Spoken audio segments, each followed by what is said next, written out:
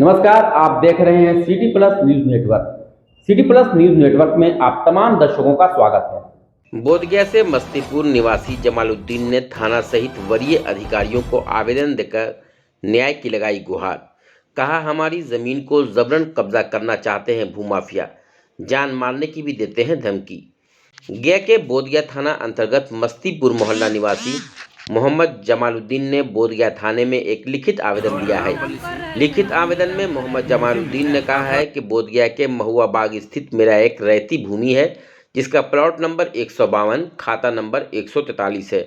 उस ज़मीन पर हम लोग बीते कई वर्षों से खेती करते आ रहे हैं और अभी वर्तमान में भी उस ज़मीन पर गेहूं की फसल लगी हुई थी, परंतु अभी उस ज़मीन पर कुछ भूमाफियाओं की नज़र पड़ गई। ज़मीन को भूमाफियाओं के द्वारा कब्जा करने के लिए बीते दिनों ज़मीन पर लगे फसल को जेसीबी चलाकर नष्ट कर दिया गया और अब चार दीवारी का निर्माण करने के लिए कई भूमाफिया एकत्रित हो रहे हैं।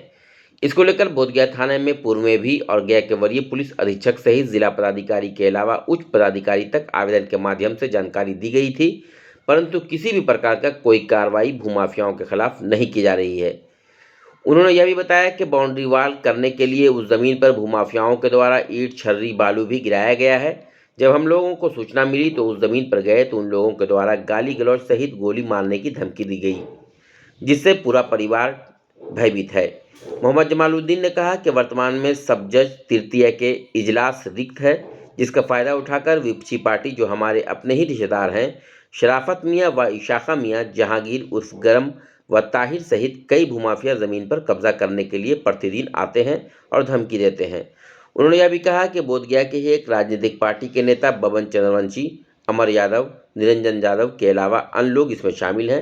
मोहम्मद जमालुद्दीन एवं उनके भतीजा मोहम्मद अनीसुद्दीन ने वरीय अधिकारियों से न्याय की गुहार लगाते हुए भूमाफियाओं से ज़मीन को मुक्त कराने की मांग की है। मैं ये ज़मीन कफारमिया से 3 के वाला में बहुत पहले से लिए हुए, 77 और 79 में 2 के वाला है, 77 में 1 के वाला है, और उस घड़ी से हम जोत कोड़ गिरे हैं, ऐसा नहीं है। लेकिन कुछ 12 में 13 में उसका बेटा मेरे के वाला पर चैलेंज भी किया, वो भी केस चल रहा। उसमें भी हमारे हक में एक बार ये लोग उपद्रव किया था, तो वहाँ से आया था कोर्ट से कि जो स्थिति में है ज़मीन उसी स्थिति में रहना चाहिए। लेकिन ये लोग ज़बरदस्ती जो है मेरे साथ ज़मीन मतलब कब्जाने का कोशिश कर। निरंजन यादव है और अमर यादव, ये मेन है लोग। अमर यादव भी है, मेरे निरंजन कुमार और अमर यादव, ये सब मिल करके मेरे लगा हुआ फसल गेहूं पर बुलडोजर चला दिया। ये है परसों की बात। रहने वाले बोधगया के ही हैं, मेरे नाम से है, मेरे भाई लोग के नाम से है, 3 नाम से है। लोग एसपी के यहाँ भी दिए हैं, थाना में भी दिए हैं और कलेक्टर के यहाँ भी दिए हैं। इसके पहले और सब जगह भी दिया था, एक बार और किया था। अभी तक तो हमको कुछ राहत नहीं मिला है, क्योंकि आजकल जानते हैं कि ज़माना पैसे का है। पैसा ले दे के वो लोग सबको मुंह चुप किए हुए हैं। प्रशासन भी कुछ नहीं काम कर रहा है अभी तक। इसलिए कर रहा है कि कीमती ज़मीन है, कब्जा करके हम बेच देंगे। माफिया है, हालांकि उसके पास कुछ नहीं, मेरे पास 3 के वाला है और केस भी अभी तक चल रहा है, लेकिन फिर भी लोग ऐसा धांधली बता। ये चाहते हैं कि ये जो धांधली भूमाफिया के ऊपर सख्त से सख्त कार्रवाई किया जाए। हम गरीब आदमी है, ज़्यादा लोग तंग करता है। तो अच्छा से यही कहेंगे कि आप मतलब इसका अच्छा से एक्शन लिया जाए, तुरंत एक्शन लिया जाए। सीओ पहले जो था वो मिला हुआ भूमाफिया से था, वो मेरा काम नहीं किया, वही गलती किया है।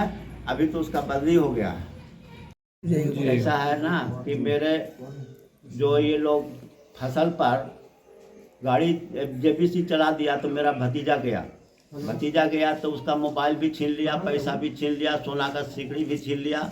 लेकिन थाना पर गया तो उस तरह का केस नहीं किया। ये तो ज़मीन का मैटर नहीं था, ये तो मामला था मारपीट का। लेकिन वो अभी तक एक्शन नहीं लिया, उसको FIR नहीं किया अभी तक। अब किया है कि नहीं किया है, लेकिन अभी तक FIR नहीं किया है।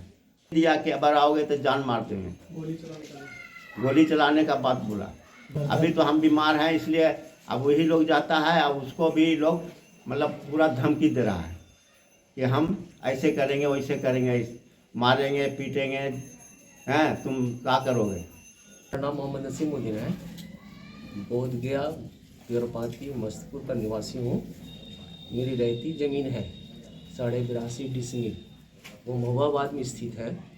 और ये हमारा 79 दो केवाला हमारा 79 का है, एक केवाला 77 का है, जो हम 30 साल या 40 साल होता है उस टाइम से हम खेती करते आ रहे हैं। और कोई तरह का किसी तरह का एलिगेशन नहीं है उस पर। हमने खरीदी किया है। हम लोग मिडिल क्लास से आते हैं। और ये है कि ये अभी कुछ लोग हमें परेशान कर रहे हैं, परेशान इस तरह कर रहे हैं कि झुंड में आते हैं और झुंड में आकर मेरे ज़मीन को ज़बरदस्ती कब्जा कर रहे हैं। और कर शुरू है अभी तक कब्जा।